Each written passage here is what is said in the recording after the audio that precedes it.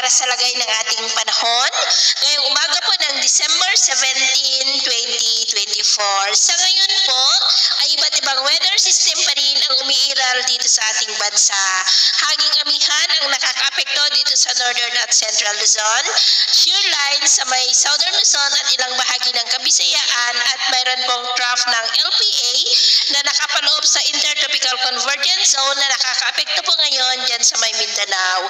Ang LPA po na pinangalanan na Invest 96W ay nasa layo po ngayon ng 151 km east ng Davao. Nasa medium chance na po yan na maging bagyo between 24 to 48 hours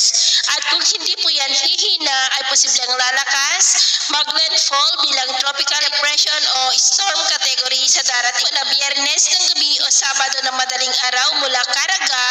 ilang bahagi ng Kabisayaan at Palawan at tatawagin po yan sa local name na Bagyong Kerubin, pero posible pa po na magbago ang forecast nito kaya patuloy natin yan nababantayan kung matutuloy po o hindi at ito nga ang pinapakita ng forecast model nating ginagamit hanggang po sa susunod na 2 linggo. At sa lagay ng ating panahon ngayong madaling araw ay maayos naman ang panahon sa malaking bahagi ng ating bansa, lalo na po sa kanlurang bahagi. Sa silangan ng ating bansa ay may tsansa ng mga isolated rains mula po sa silangan ng Cagayan Valley maging sa ilang bahagi ng Batanes, Calabarzon, Bicol Region, Mimaropa, Samar Provinces, Leyte, Aklan, Sulu Archipelago,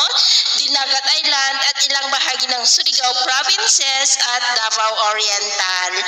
At mamaya po ay sisikat pa rin ang araw sa malaking bahagi ng ating bansa lalo na sa kanlurang bahagi. Pero sa silangan ay cloudy skies with isolated rains lalo na po dito sa may Cagayan Valley, ilang bahagi ng Cordillera, Calabarzon, Bicol Region, Mimaropa, Aklan, Leyte, Samar Provinces, Surigao del Norte, Davao Oriental at Sulu Archipelago. At mamayang hapon, posible pa rin ang ma-isolated rains sa ilang bahagi ng ating bansa kaya mag-ingat pa rin tayo sa mga banta pa rin po ng mga pagbaha at pagguho ng lupa. At sa ating naman pang mga baybayin, iwasan na po muna natin ang papalaot sa kanlurang baybayin ng Luzon, Northern Seaboard ng Northern at Extreme Northern Luzon, silangang baybayin ng ating bansa mula silangang baybayin ng Luzon hanggang dyan sa may Mindanao. Dahil ang mga alon po dyan ay posible po na aabot hanggang sa 7 to 12 feet. Kaya hanggat maaari, ay iwasan na po muna natin ang papalaot dyan sa mga may kulay pula para po mas